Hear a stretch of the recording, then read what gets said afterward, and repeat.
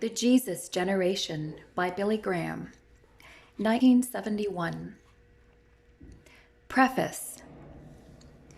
There are all kinds of revolutions going on throughout the world at this moment. Political, social, moral, scientific, violent, you name it. This book is about two revolutions, the Youth Revolution and the Jesus Revolution. Revolution means change, and our world is changing so fast that few of us can keep up with it. Possibly the most outstanding revolution now taking place in America is what Time magazine calls the Jesus Revolution. And it is not confined to America.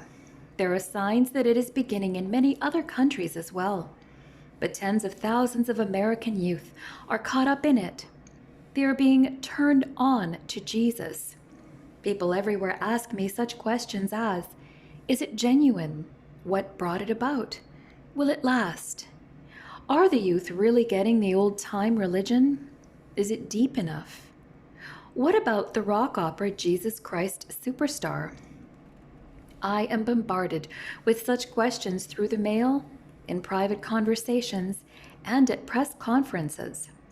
I've been asked about it on Capitol Hill and at the White House. I've discussed it with the editors of the New York Times, the Chicago Tribune, and many others. Everyone is interested in this phenomenon.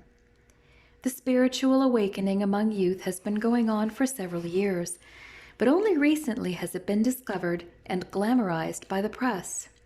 Many organizations working with young people have detected this new spiritual interest during the last 10 years. In the early 60s, we suddenly began to realize that our crusades were comprised largely of youth, which was a drastic change from the 50s. Thus, I feel compelled to answer some of the questions put to me by the press, young people, youth counselors, parents, teachers, and even psychologists. In The Jesus Generation, I have written about the problems and hang-ups that are bugging the young. At times, I have tried to analyze the young for their parents so that their parents and teachers can have a better understanding of this emerging generation. Therefore, this book is not only to the young, about the young, and for the young, but it is also for the older generation to help them in bridging the generation gap. Almost every young person I know is caught up in some sort of a revolution. It may be hidden and deeply personal, or it may be openly active and highly public. Most young people are searching for purpose, meaning, and fulfillment in their lives. I have written this book to answer those questions which millions of young people, consciously or unconsciously, are asking. I wrote the original manuscript for this book while on a small island in the Caribbean. I sent it to my longtime friend, Curtis Mitchell, who had already done some research for me. He revamped it and made valuable suggestions, after which I did some rewriting. I then sent the material to my colleague, Dr. John Wesley White. He made many changes and suggestions, including a rearrangement of chapters. Late in the summer, I hid myself away with my wife, my youngest son, and my lifelong friends T.W.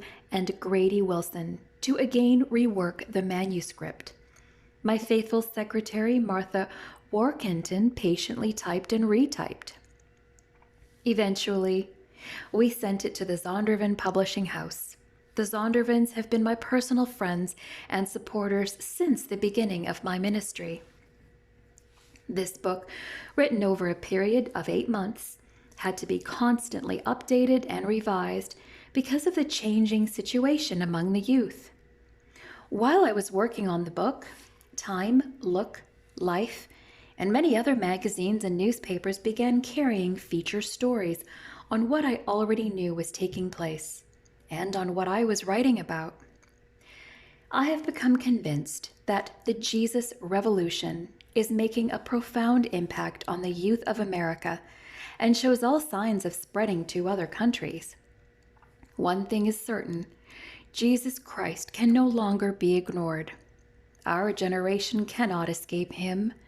We cannot dismiss him as a myth or a figment of the imagination.